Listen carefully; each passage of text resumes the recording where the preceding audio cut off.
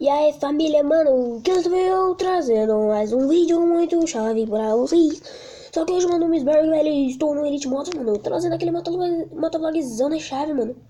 Só que eu já tô falando pra... Eu tô avisando aqui, mano, que a gente vai ter um fato lamentável, né, mano. Eu vou vender a XRE, mano, pra comprar uma moto mais grande, velho.